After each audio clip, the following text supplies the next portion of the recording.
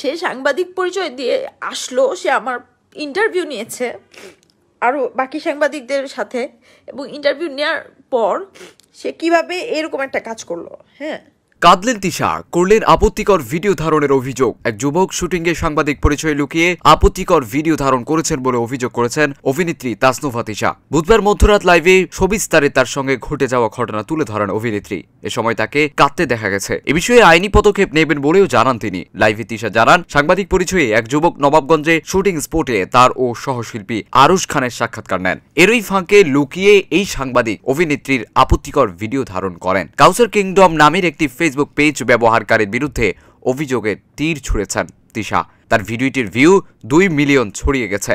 তিশা জানান, আউটডোর শুটিংয়ে তাদের লেপেল পড়ার আলাদা জায়গা থাকে না, নিজেদের মতো করে পড়তে হয়। এই লোকের নাম হয়তো বা কাউসার, বা আমি পুরো নাম জানি না, আপনারা যারা জানেন প্লিজ আপনারা আমি কথাও বলতে পারছি না, আমার কথা জ্বরে আসতেছে, কারণ আউটডোর শুটিংয়ে যখন আমরা কাজ করি ওই জায়গাটা থাকে না। হ্যাঁ, আমাদের ওই আড়ালে গিয়ে লেপেলটা পড়ার মতো ওই সুযোগটা থাকে না, সময়টা থাকে না। আমরা কি তিনি তার মতো লেপেল পড়েছিলেন এবং সেটা ঠিক করেছিলেন। সেই ভিডিও ধারণ করে ওই ভুয়া সাংবাদিক তার পেজে আপলোড করেন। ওই যুবকের পেজে আরো অনেক অভিনেত্রীর ভিডিও আছে যেগুলো তিনি লুকিয়ে ধারণ করেছেন। মূলত এটি ওই ভুয়া সাংবাদিকের কাজ।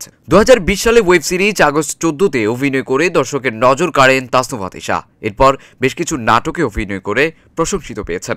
সর্বশেষ পাগলপুর, আরও কিছুটা সময়, তবুও জীবন, তোমার জন্য মায়া হয় নাটকেই দেখা গেছে তাকে। News desk, Mihirul Miraj.